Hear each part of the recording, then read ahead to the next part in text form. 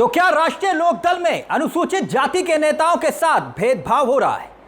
क्या राष्ट्रीय महासचिव त्रिलोक त्यागी की पार्टी से छुट्टी हो जाएगी? क्या जयंत चौधरी के नेतृत्व में राष्ट्रीय लोकदल में शुरू हो गया है अंतर्कलह का दौर? ये तमाम सवाल सियासी फिजाओं में तैर रहे हैं। राष्ट्रीय लोकदल यानी कि रालोद में इन दिनों अंदरूनी कलह उभर कर सामने आ रही है। पार्टी के वरिष्ठ नेता और राष्ट्रीय महासचिव त्रिलोक त्यागी पर अनुसूचित जाति वर्ग के पदाधिकारियों के साथ दुर्व्यवहार का, उनके अपमान करने का आरोप लग रहा है, गंभीर आरोप लग रहा है। और यही सियासी बवाल की वजह है। यह मामला अब सिर्फ पार्टी संगठन तक सीमित नहीं रह गया है दोस्तों, बल्कि अंदर की खबर यह कि राष्ट्रीय अध्यक्ष जयंत चौधरी तक भी मामला पहुंच चुका है। जयंत चौधरी तक कुछ बड़ा होने वाला है क्या? पूरा विवाद तब सामने आया जब राष्ट्रीय लोकदल के ही एक दूसरे राष्ट्रीय महासचिव केपी चौधरी ने त्रिलोक त्यागी को एक पत्र लिख दिया। वो चिट्ठी, इस चिट्ठी में 14 बिंदु थे और 14 बिंदुओं में उनके आचरण पर सवाल खड़े किए गए थे। केपी चौधरी ने इस पत्र में जो लिखा वो अब सियासी सवाल बन रहा है। पार्टी हाईकमान और केंद्रीय कार्यकारिणी को भी यह पत्र भेज दिया गया है। त्यागी को पार्टी से निष्कासित करने तक की मांग उठी है। यह पत्र अब सोशल मीडिया पर भी वायरल हो चुका है और राजनीतिक हलकों में चर्चा का विषय बना हुआ है। दरअसल इस विवाद के पीछे मथुरा सम्मेलन का जिक्र किया जा रहा है। मथुरा सम्मेलन 27 मई को मथुरा में राष्ट्रीय लोकदल का सम्मेलन हुआ, आरएलडी का सम्मेलन हुआ। आरोप है कि इस कार्यक्रम में त्रिलोक त्यागी ने प्रदेश महासचिव डॉक्टर सुशील को जानबूझकर मंच पर बैठने नहीं दिया और उनके साथ दुर्व्यवहार किया। यही नहीं, मंच पर वो बात रख पाते उससे पहले ही उनके संबोधन को रोकने की कोशिश की गई। बात यहीं खत्म नहीं होती। आरोप यह भी है कि राज्य SC/ST आयोग के सदस्य नरेंद्र खजूरी को भी मंच पर जगह नहीं दी गई। इन घटनाओं से नाराज होकर कई दलित और पिछड़े वर्ग के नेताओं ने अपनी नाराजगी आला कमान तक पहुंचा दी है। इसमें पूर्व विधायक विनोद हरित, पूर्व IPS OP सागर और राष्ट्रीय सचिव महेश आर्य जैसे चेहरे हैं, जिन्होंने इस बदसलूकी के बारे में इत्तला कर दिया आला कमान को।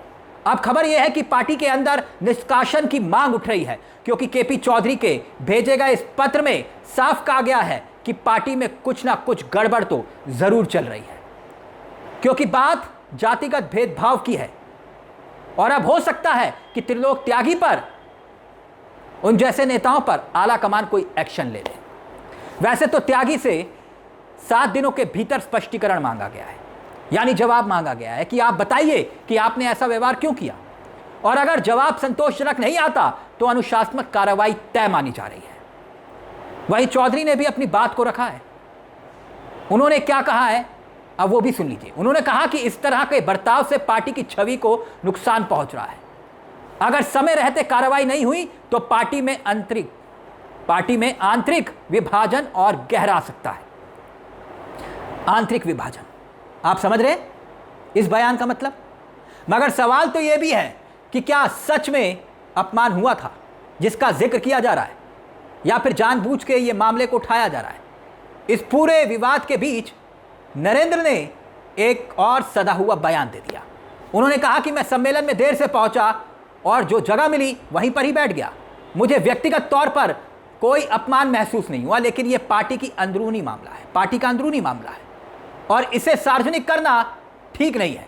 यानी इस विवाद को सुलझाने के पक्ष में है बजाय इसे बढ़ाने के। अब सवाल यह कि क्या जयंत चौधरी इस मामले का पटाक्षेप करेंगे, क्या हस्तक्षेप करेंगे? अब सबकी निगाहें जयंत चौधरी पर जाकर टिक गई है। वो ना सिर्फ पार्टी के राष्ट्रीय अध्यक्ष है, बल्कि राष्ट्रीय लोकदल को एक समावेशी और सामाजिक न्याय आधारित संगठन के रूप में आगे बढ़ाने का दावा भी करते हैं। दावा है।